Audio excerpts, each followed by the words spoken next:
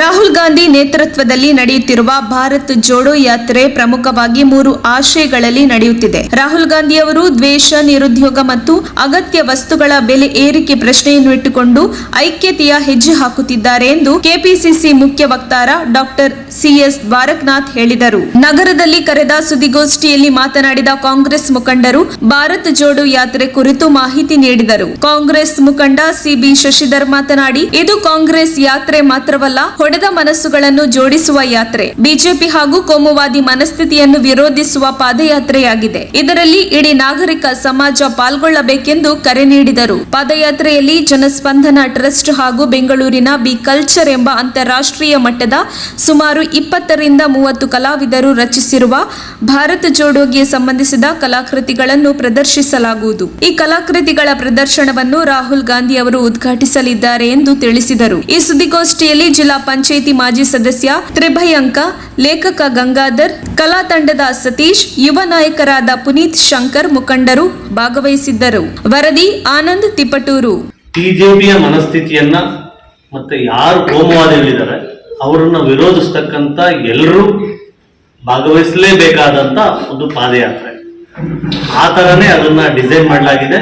ಅದರದ ಆಶಯನೂ ಕೂಡ ಅದೇ. ಹಾಗಾಗಿ ತಿಪ್ಟೂರಿನಲ್ಲಿ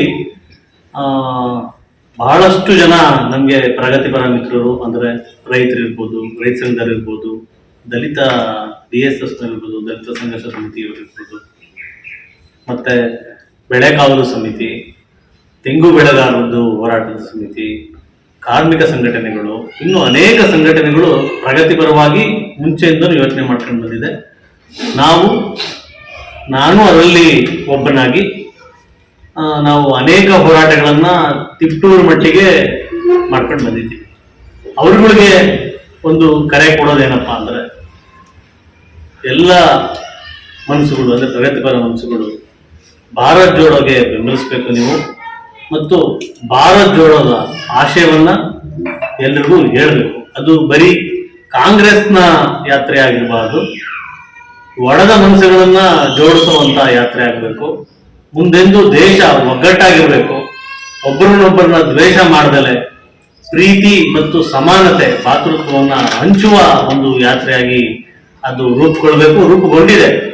ಮತ್ತು ಅದನ್ನ ನಮ್ಮ ಕರ್ನಾಟಕದ ಮಟ್ಟಿಗೆ ಕೇರಳ ಮತ್ತು ತಮಿಳುನಾಡಲ್ಲಿ ಅದು ತುಂಬಾ ಯಶಸ್ವಿಯಾಗಿ ನಡೆದಿದೆ. ಹಾಗಾಗಿ ನಾಗರಿಕ ಸಮಾಜ, ಸಿವಿಲ್ ಸೊಸೈಟಿಯು ಭಾರತ್ ಜೋಡೋದ ಭಾಗವಹಿಸಬೇಕು ಅಂತ ಕೇಳ್ತಾ, ಅಂದ್ರೆ ತಿಪ್ಟೂರು ಮಟ್ಟಿಗೆ ನಾನು ಅದನ್ನ ಅಪೀಲ್ ಮಾಡ್ತಾ ಇದ್ದೀನಿ. ಅವರೆಲ್ಲರೂ ಭಾಗವಹಿಸಬೇಕು ಅಂತ ಪರ್ಸನಲ್ ಆಗಿ ಮಾತನಾಡಿದ್ದೀವಿ. ನಿಮಗೂ ಮೂಲಕನೂ, ಮಾಧ್ಯಮಗಳ ಮೂಲಕನೂ ಅಪೀಲ್ ಮಾಡ್ತಾ ಇದ್ದೀವಿ.